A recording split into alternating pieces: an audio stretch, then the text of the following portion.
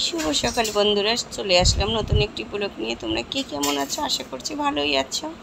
এই যে বাবুকে একটা পরোটা ভেজে দিলাম আর একটা ডিম পোস্ট করে দিলাম, কারণ একটা না তো ক্লাস করে, যেহেতু টিফিন নেই, তাই একটু ভারী খাবার না খেলে কিন্তু হয় না। তারপরও আজকে দ্বীপের অনেক ক্ষুধা লেগে গেছে, আমারও জানি না, আমার মনে হয় কি আমি দেখেছি বেশি খেলেই না ক্ষুধাটা বেড়ে যায়, আর কম খেলে ক্ষুধাটা লাগে না। এই যে আমি একটা ডিম পোস্ট করে নিলাম আর ব্রেড নিলাম 2 পিস আর কলা। আর কলাগুলো কেমন জানি মানে উপরটা খুব ভালো, ভিতরটা একেবারে নরম। আর এই যে চাটাও করে ফেলেছি, এটা খেয়ে আমরা দুজন স্কুলে মানে চলে যাবার। কলারটা এমন মানে করা যায় না, ছুটানোই যায় না, আর একেবারে ভিতরটা নরম। এখন আমরা দুজনে ব্রেকফাস্টটা করে স্কুলে চলে যাব। স্কুল থেকে চলে আসলাম, এই যে ডাব নিয়ে আসলো। এই গরমে কিন্তু আমাদের অনেকই ডাব খাওয়া হচ্ছে এবার, ডাব, তারপর গ্লুকোজ, তারপরে ট্যাং। বাবুকে তো প্রতিদিন সকালে এক ওয়াটার পটে ট্যাং আর গ্লুকোজ দিয়ে দেই, ওর বাবাই তৈরি করে দেয়। আর এই যে ডাবটা এখন আমরা খেয়ে নেব, খেয়ে দিয়ে রান্নাবান্নার কাজে চলে যাব। এসে রান্নাটা করি, কি রান্না করব তাড়াতাড়ি করে, তারপরে ছোট মাছ নামালাম, কারণ ছোট মাছটা তাড়াতাড়ি হয়ে যায়। আর বাবু তো এমনিতেও মাছ খেতে চায় না, ওর জন্য চিংড়ি মাছ দিয়ে দেবো। আমি সবসময় এভাবেই করে নিই, যে আমাকে দিল আর দীপকে দিল, হয়ে গেল ডাবের জল খাওয়া। এখন আমি চলে আসলাম রান্নাঘরে। ডালটা ফুটানো ছিল, আজকে জালি দিয়ে ডাল রান্না করব, তাই একটু পাঁচফোড়ন দিয়ে দিলাম। আজকে আর কাঁচা মানে শুকনো মরিচটা দিলাম না, ডালটা ফুটিয়ে রেখে যাই, কারণ কি তাহলে আর ডালটা হতেই তো সময় লাগে, আর ডালটা ফুটানো থাকলে না আর সময় লাগে না। আর মাছ রান্না করতে আর কতটুকুই বা সময় লাগে, আর গ্যাস তো এখন অনেক, তাই তাড়াতাড়ি সব কিছু হয়ে যায়। সকালে উঠতেও পারি না, যেহেতু প্রতিদিনই ঘুমের ওষুধ খাই, তারপরে ঠান্ডার ওষুধগুলোতে কিন্তু এমনিতেই ঘুমের একটি থাকে, এই কারণে সকালে 8টার সময় অ্যালার্ম দেওয়া থাকে, তারপর উঠতে পারতেছিলাম না। তখন মনে হয় কি চাকরিটা না করলেই মনে হয় ভালো হতো, তাহলে আরও একটু বেশি ঘুমাতে পারতাম। এই যে ছোটো ট্যাংরা মাছটা রান্না করব, পরে উঠলে কিন্তু আর খারাপ লাগে না। মনে করছিলাম বিকেল আজকে একটু ঘুমাবো, পরে দেখলাম যে না, বিকেল আর ঘুম আসলো না। আর বাবুর জন্য কয়েকটা চিংড়ি মাছও নিয়ে নিলাম, রাতে ডিম ভাজি করে দেব।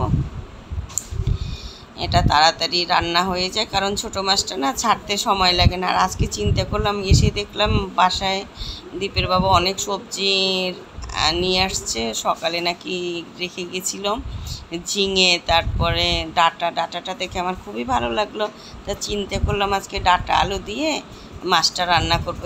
এভাবে রান্নাটা অনেক দিন আগে খেয়েছি দিদির বাসায় থাকতে, দাদাবাবু খুবই পছন্দ করতো। আজকে চিন্তা করলাম ওভাবে একটু রান্না করব, যেহেতু মাছগুলো ছোট ছোট, তো এই যে ডাটা আর আলুটা দিয়ে দিলাম। আলু একটা ছোট একটা আলু দিলাম, তবে ডাটাটা এত ভালো ছিল, একেবারে নরম হয়ে গেছে, আর কোনো আঁশই ছিল না। এই যে একটু ঢেকে দিয়েছিলাম, নরম হয়ে গেছে। এখন পেঁয়াজ দিয়ে দেব আর কয়েকটা কাঁচামরিচ দিয়ে দিলাম। আর আজকে চিন্তা করলাম, এই মাছটা না অনেক দিনই ছিল ফ্রিজে, খাওয়া হয়নি ছোটো, এই কারণে ছোটো মাছ রান্না করতে গেলে আবার বাবুর জন্য আলাদা কিছু করতে হয়, তাই এই মাছটা অনেক দিনই হয়ে গেল। তো এই জন্য চিন্তা করলাম এখন টমেটোটাও দিয়ে দিলাম, যে একটু আদা বাটা রসুন বাটা দিয়ে দেবো। এই যে এখন আদা বাটা রসুন বাটা দিয়ে দিলাম, ফ্রিজ থেকেই বের করে নিয়েছি মাত্রই। আর এই যে জিরে বাটা, ধনিয়ার গুঁড়ো, আর একটু হলুদের গুঁড়ো, মরিচের গুঁড়ো।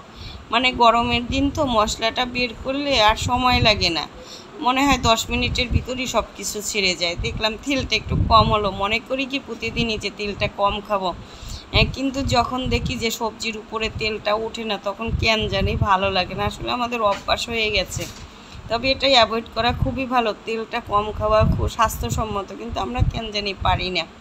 তাই মাছটা ওই চুলায় বসিয়ে দিলাম, মনে করছিলাম করলা ভাজি করব, পরে দেখলাম মানে গাজর অনেক ফ্রিজে জমে গেছে, 2 পলিথিনই গাজরের দেখলাম 2 পোটলা।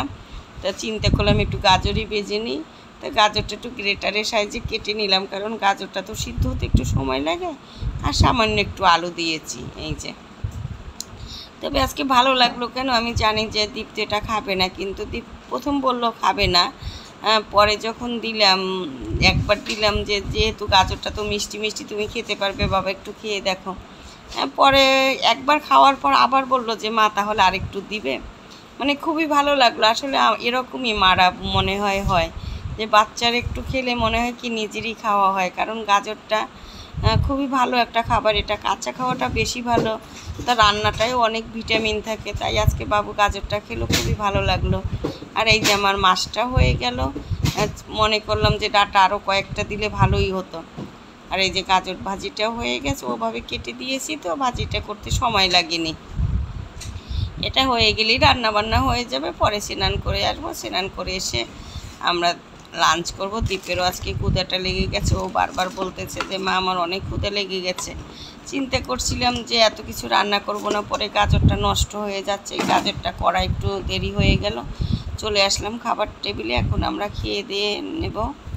তাহলে আজকের ব্লগটা এখানেই শেষ করলাম। তোমরা সবাই ভালো থাকবে, আর আমার ব্লগগুলো যদি ভালো লাগে অবশ্যই একটু লাইক করবে, কমেন্ট করবে, আর আমার ইউটিউব চ্যানেলটা একটু ঘুরে আসবে, শবনম ব্লগস। আর তোমরাও সবাই ভালো থাকবে। Bye bye, tata.